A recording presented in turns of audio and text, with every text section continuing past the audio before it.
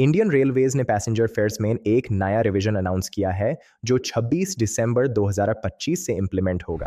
ये current financial year का दूसरा फरे हाइक है।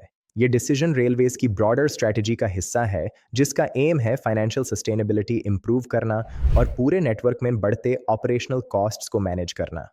न्यू फेयर स्ट्रक्चर के under long distance journeys, specially 215 kilometre से ज़्यादा के सफ़र थोड़े महंगे हो जाएंगे। ऑर्डिनरी क्लास के लॉन्ग रूट पैसेंजर्स को अब 1 पैसा पर किलोमीटर एक्स्ट्रा देना होगा, जबकि मेल और एक्सप्रेस ट्रेन्स के नॉन एसी और एसी क्लासेस के लिए 2 पैसे पर किलोमीटर का इंक्रीज होगा। ट्रैवलर्स के लिए इसका मतलब ये है कि अगर आप 500 किलोमीटर का नॉन एसी जर्नी करते हैं तो टिकट महंगा पड़ेगा। एसी क्लासेस में सेम डिस्टेंस के लिए थोड़ा और ज़्यादा फर्क हो सकता है, जो क्लास और डिस्टेंस पर डिपेंड करेगा। लेकिन पर किलोमीटर कैलकुलेशन देखी जाए तो ये हाइक काफ़ी मॉडेस्ट है। इवन लॉन्ग डिस्टेंस पैसेंजर्स को भी एकदम से बड़ा जंप फील नहीं होगा, बल्कि सिर्फ इंक्रीमेंटल इंक्रीज ही लगेगा। साथ ही शॉर्ट डिस्टेंस ट्रैवलर्स और डेली कम्यूटर्स को लार्जली रिलीफ दिया गया है। ऑर्डिनरी क्लास में 215 किलोमीटर तक के सफ़र, सबर्बन ट्रेन सर्विसेज और मंथली सीजन टिकट होल्डर्स के फ़र्ज में कोई चेंज नहीं किया गया है। इससे डेली ट्रैवल की अफोर्डेबिलिटी मेंटेन रहेगी। तो रेलवेज अब फारिस क्यों बढ़ा रही है?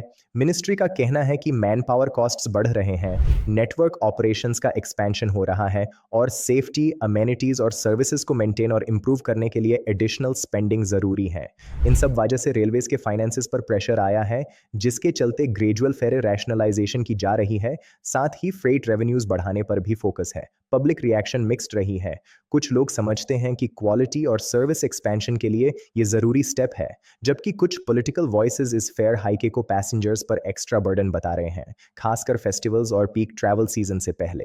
तो क्या ट्रेन जर्नीज अब काफ़ी महंगी हो जाएंगी? ज़रूरी नहीं। लॉन्ग डिस्टेंस फेयर्स थोड़े बढ़ेंगे, लेकिन ये हाइक लिमिटेड और टारगेटेड है, अक्रॉस द बोर्ड नहीं। Daily commuters, short distance travellers और सबर्बन पैसेंजर्स पर इसका कोई असर नहीं पड़ेगा, जो मेजॉरिटी यूजर्स के लिए अफोर्डेबिलिटी प्रोटेक्ट करता है। रेल ट्रैवल, जो ऑलरेडी इंडिया के सबसे कॉस्ट इफेक्टिव ट्रांसपोर्ट मोड्स में से एक है, अभी भी रिलेटिवली अफोर्डेबल रहेगा। हाँ, फ्रीक्वेंट लॉन्ग डिस्टेंस ट्रैवलर्स को थोड़ा सा डिफरेंस प्लानिंग के टाइम फील हो सकता है। ओवरऑल इंडियन रेलवेज के फेयर्स लॉन्ग जर्नीज के लिए थोड़े बढ़ रहे हैं, लेकिन अफोर्डेबल और एक्सेसिबल ट्रेन ट्रैवल की स्पिरिट लार्जली इंटैक्ट रहने वाली है।